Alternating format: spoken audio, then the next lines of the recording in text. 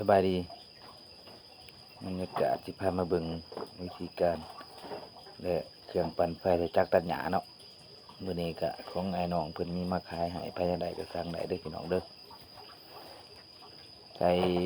ได้มาแล้วก็เอามาใส่กับหางจักรตัดหญ้าเฮาติดอยู่ให้อยู่หน้าใส่ไฟใส่โฟมน้ำใส่ตู้หยอกตู้เย็นได้เด้อพี่น้องรุ่นนี้ไฟออกแห้งมาใส่เพิ่มกับเครื่องหลอดยกไฟมันก็สิเป็นไฟ220คือกันพี่น้องทำไฟบาทเลยใส่สะดวกสบายทองแดงแท้พี่น้องเพิ่นว่าของไงน้องเฮาเนาะประเทศเพื่อนบ้านเฮาเพิ่นมีขายมาแล้วเพิ่นเฮ็ดวิธีการมาใส่จักรตัดหญ้าเลยไปเบิ่งกันเลยพี่น้องไอ้น้องเฮาก็จังสิหันจับใส่กับหางมันเลยพี่น้องมันก็สิมีแกนเผายัดใส่แล้วก็หันจับใส่กับ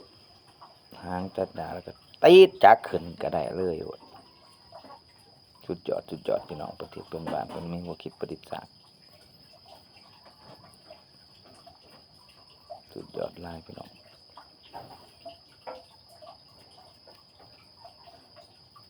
ไปเบิ่งบางขั้นบางตอนที่ว่า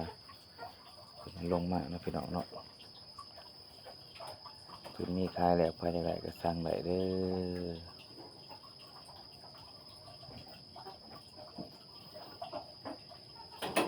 ก็ราคาก็บ่แพงพี่น้องจับต้องได้เพิ่นว่า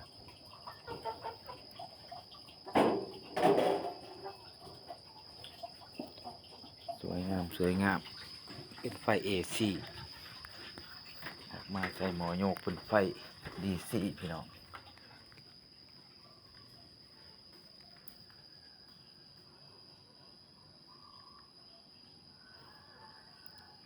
ไปเบิ่งกันเลย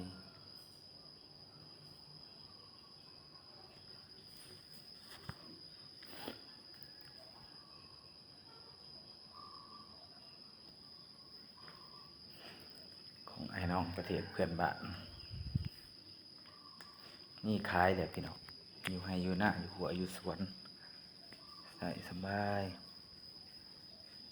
มี2โตวนี่จบเรื่องปัญหาไฟฟ้า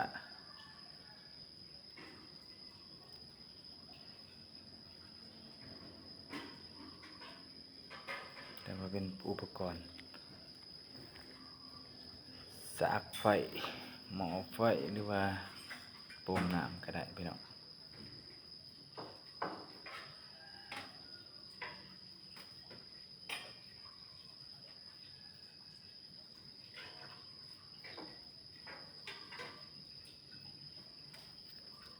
สุดยอดเลยไผบ่ทันเคยใส่ก็หาจอกซื้อไว้ประจำเที่ยงให้เที่ยงหน้าเด้อพี่น้องเด้อมาว่าที่ใต้ไฟใส่ตู้เย็นเบิ่งโทรทัศน์ทีวีฟังเพลงได้สบายพี่น้องมันเป็นออกเป็นไฟ220ใส่รวมกับหมอยกพี่น้องเด้อ